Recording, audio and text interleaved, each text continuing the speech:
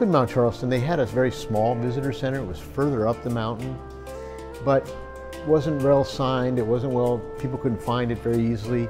And so people would get up to the mountain and they didn't know what to do. The mountain had been leveled for some previous activities for a golf course that was there for a short time. We worked with quite a diverse team of consultants to help restore the site and understand what we needed to do with the ecosystem that was originally there.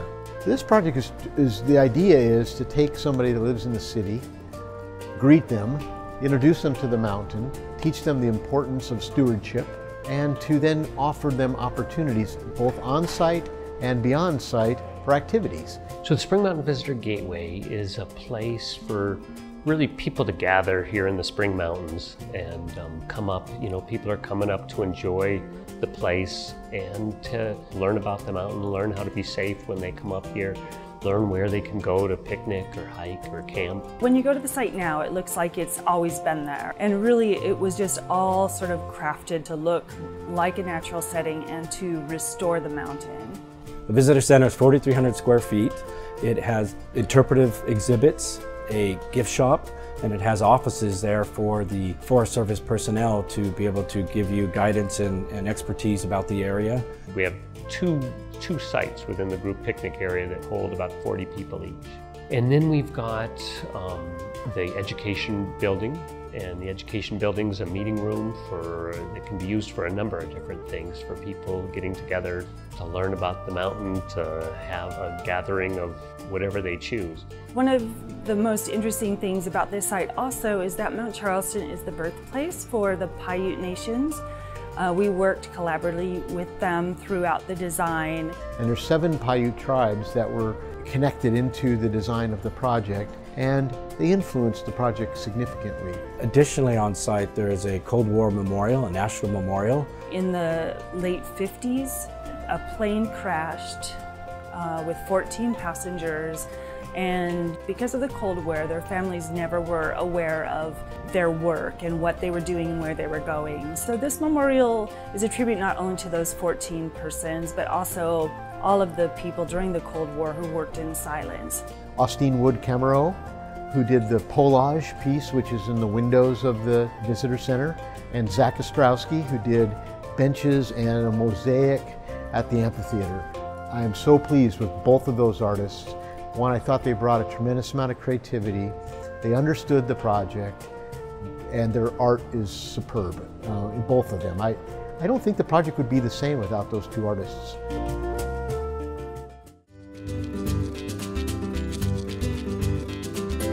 We're at Spring Mountain, the new Forest Service Visitor Center. The complex is just getting out of the ground, getting started, and progressing rapidly. So you have underground electrical that's going, you've got your concrete going, you've got your site work, the septic that's going in, you've got the geo loop that's going in.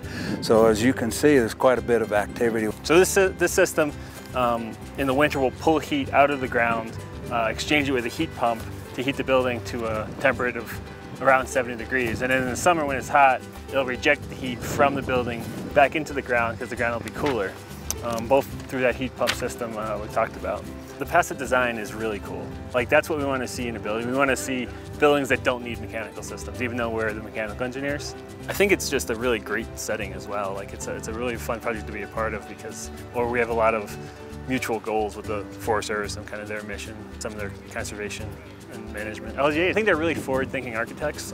They are one of the forefront architects of pushing towards more sustainable design. They get like why we need to do it, and some of the goals there, and like how it's done. Some of the sustainability practices or the passive practices they really understand, and we like to work with them, and they understand why we need massing and why an envelope is more important than mechanical systems. And that's always a great team member to be a part of.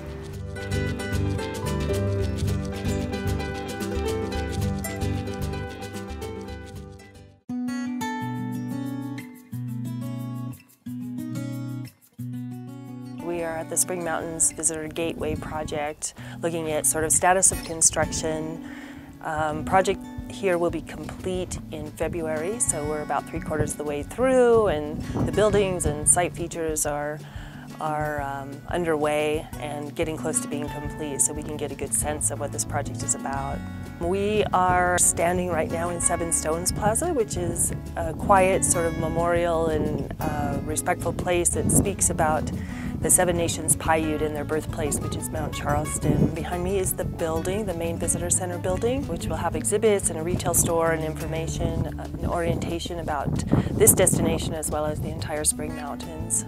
The small amphitheater space. It's an intimate, sort of rock-formed, natural place that can be sort of the front steps of the museum where people sit and have lunch and enjoy being outdoors, or for formal programmed events as well.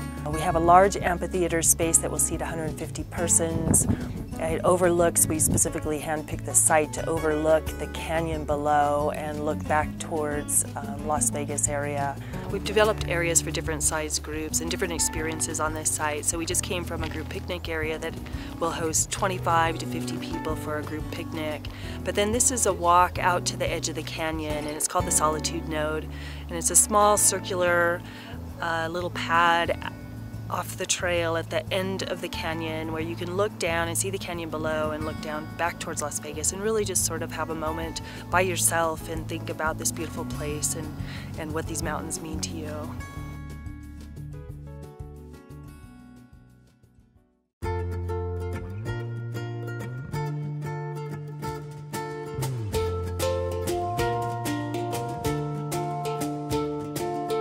So we're within the visitor center at the Spring Mountains Visitor Gateway.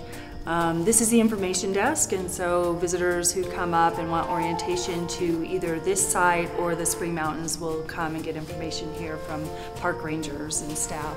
This building includes an exhibit gallery. There are 7 exhibit kiosks that speak about the different 7 ecological zones, going from low desert down in the Las Vegas Valley up to alpine at the very top of Mount Charleston. Each of the zones have a video and some interpretive sort of elements talking about that zone.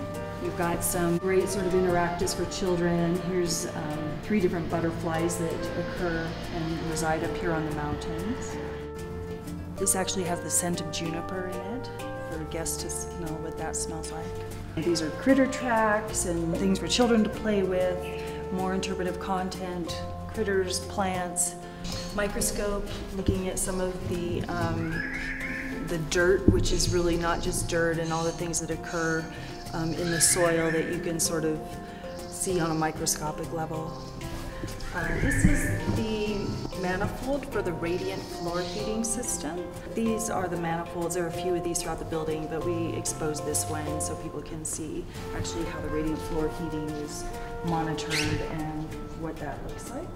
The sun will come in, warm these concrete floors, and provide the first level of heating and warmth into this space in the winter. Austin Cameron Wood, a local Las Vegas artist, participated in this art installation for us. It's a technique called collage. She designed the artwork, and it's a series of Polaroid films that are then placed in front of the windows. So through these polarizing lenses, it reveals this beautiful piece of art, and it changes from one side of the building to the other. Each piece is uniquely designed and really speaks to, again, I think the 7 different ecological zones that occur up the mountain.